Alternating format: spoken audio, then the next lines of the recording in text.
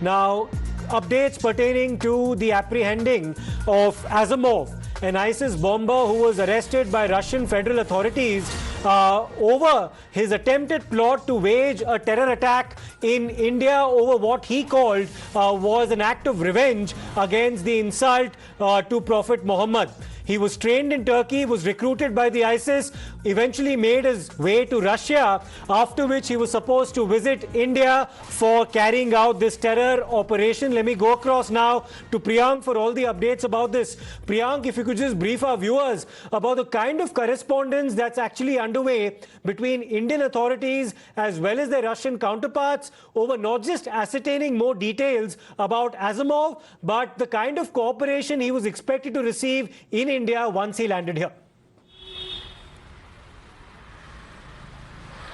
See, Siddharth Mashkovko, Azimov is one of the suspected terrorists who has been arrested by the Russian agency, and what we have got to know that FSB, the counter-intelligence agency of Russia, has already briefed the Indian counterparts regarding this. The Indian security apparatus has been briefed regarding this particular development which has happened there in Russia. We know that he is an Uzbeki national. It's very important to see that on 23rd and in between 23rd and 25th, the Raksha Mantri is also there in Uzbekistan for an annual meet. So these kind of development which is happening with respect to this suspected bomber, who was certainly eyeing on a very high security target here in the country, is a very big threat for the Indian agencies. That's why proper correspondence has already started. We spoke to the NIA officials yesterday. Till yesterday, they were not having any kind of briefing from the national security apparatus here in India that they have to move to Russia. But what we have got to know through sources that the center is certainly thinking about sending a joint team comprising of the NIA officials, because the national security apparatus members who are in the process of gathering intelligence are certainly not cannot carry out any investigation. They can gather information, and that has to be transcribed into an investigation detail, which can only be done by the National Investigating Agency. So this particular process will be initiated very soon. The center is certainly very serious about this particular possible threat, apart from Nupur Sharma's name coming out on social media because of the speech she gave, and which created so much of outrage, and which also led to this kind of crime, which was ISIS kind of terror attack which happened in Udaipur. This is not a position for the India to ignore any kind of input as of now. We know that he was trained through social media platform. We know that he was an Uzbeki national, and few days apparently before, he was about to land here in India, where he was supposed to get this kind of toxic ricin from the suspects who are from the same module. He has been arrested by the Russian agencies in Moscow. So now the agencies will certainly move to Moscow, so have joint interrogation of this suspect, so that more information can be gathered. The biggest challenge for the agencies is to find out the traces of that suspect who is still hiding in the country, who could be certainly waiting for another suspected bomber who have been indoctrinated and self-motivated by the ISIS.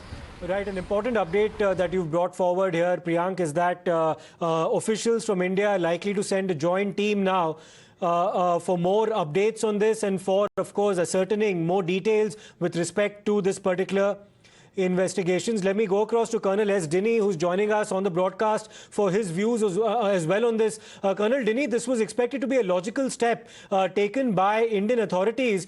Clearly, they're treating the threat issued by this IS bomber with a lot of gravity and seriousness, to the extent that they would bring it up with their Russian counterparts, and also in the build-up to the Raksha Mantri's visit to Uzbekistan between the 23rd and 25th of August. Oh, absolutely, absolutely, and this is the logical step, and it's also a part of the standard operating procedure, especially when an international angle is involved, and the kind of relations which we have with other countries, especially with regards to counter-terrorism, and more so with Russia. We all expected this to happen, and I'm sure the agencies, once they go there, much more details will come up. And also, like what I said yesterday, this was just the tip of the iceberg. So the entire ecosystem, the entire network, and all the other details will only come once our agencies reach there and carry out a detailed study. So I think it's a logical step. It's a step in the right direction, and also it will also help us overcome many such threats in the future too, because this can, I'm sure, will lead to many other sleeper cells and such like things even in India, because we must not forget that this person was supposed to get some assistance from India itself. So I think it's a very good step, and in the coming days we will come out. I'm hopeful that we will be able to find much more details in this particular incident which has happened yesterday. And Colonel Dinny, there's also, of course, an international dimension to all of this. There have been a couple of very disturbing developments in recent months. One, of course, is the direct threat that was issued by the Al-Qaeda of carrying out terror attacks in India. And most recently, we witnessed that horrible attack in New York on Salman Rushdie by a sympathizer of Ayatollah Khomeini. So therefore, this is something that India can't afford to be taking lying down, and which is why it's escalating this matter to direct interaction with both Russian as well as Uzbek authorities. Absolutely. This is completely, it's got an international angle that the person is from the Central Asian Republic.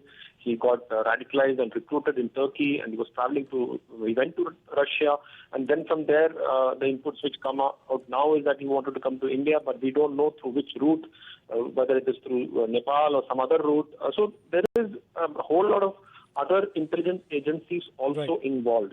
And as you mentioned rightly that, we have many cases in which it is very difficult to home on to how and, from where they carried out this attack. For example, this Salman Rushdie case itself.